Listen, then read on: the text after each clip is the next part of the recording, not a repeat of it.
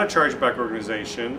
We make decisions based on what we think has the greatest value to the organization within our corporate strategy and priorities, and we felt that this could have great value. So based on the suggestions from two business units that both came to us saying they wanted a suggestion box, we decided to build this idea system.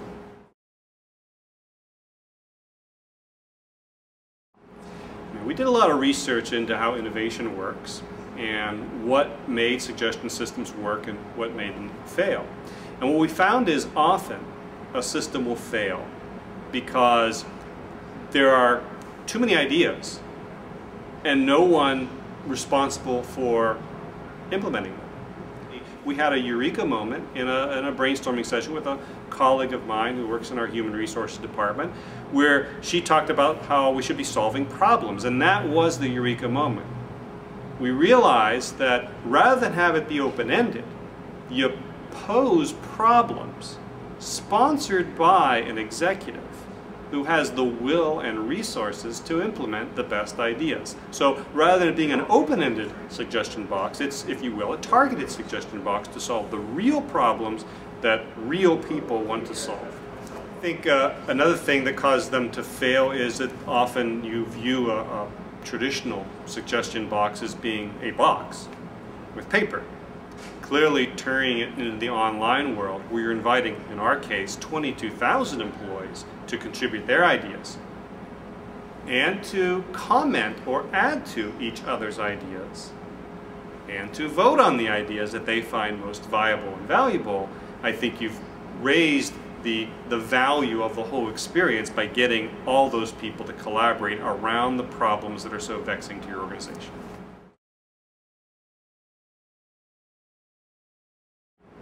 We have an IT department, as many of you do, and it's very good at managing the large, complex information systems. They were part of the group that wanted this online suggestion box, and they told us they needed it in 2 weeks for some broad announcement. Well, building something this sophisticated in 2 weeks can be a challenge. Fortunately, we holed our developer in a room, wouldn't let him out, threw him food under the door, and he was able to build this system in that amount of time so they could announce it.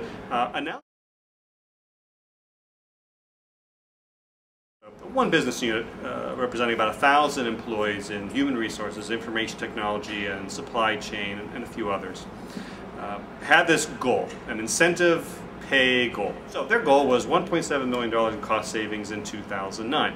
This business unit decided to pilot the idea system for us within just their business unit, within just 1,000 or so employees. In 1 month, over 100 ideas, similar number of comments. Of those ideas, 4 or 5 were deemed quite viable, and they represented $2 million in cost savings. So already they had surpassed their goal. They then decided to do another month's worth of activity to hopefully come near their stretch goal, which was $8 million for the year. After that second month, they exceeded the $8 million.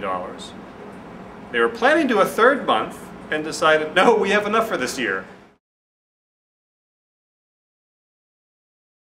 One that was implemented that I really like was an idea to have a voluntary time off without pay. Employees liked it. Many of them commented on the idea because they liked the idea of having extra vacation time or more time with their families. Of course, was you were avoiding the pay. You weren't paying people for that. That one was implemented, and what I really loved the most was the comment from a person that really bolstered the idea. The comment came from our manager of recruitment, who said that one of the impediments we have with recruiting people is initially you don't have a large amount of vacation. So new employees would really love the fact that they could take time off without pay and have more time to spend with their families. So I think in 1 month after implementation, the company figured out it saved about $250,000 from the people who used it, and that's 1 month after implementation.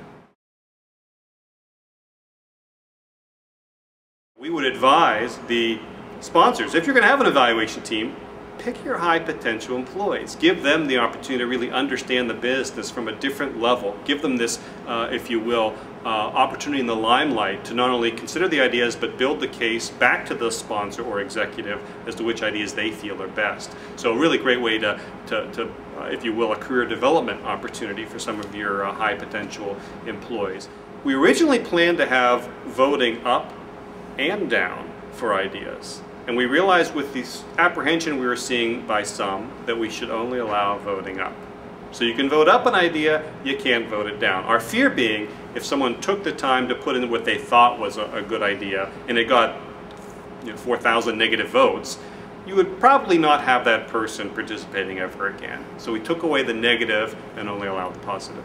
Yeah, I think the key thing is kind of focusing the attention, focusing it on certain problems we felt was a key success factor here instead of it being open-ended. Open-ended breeds chaos and ideas that'll just go nowhere. No one will take ownership of them. I think that will cause it to fail.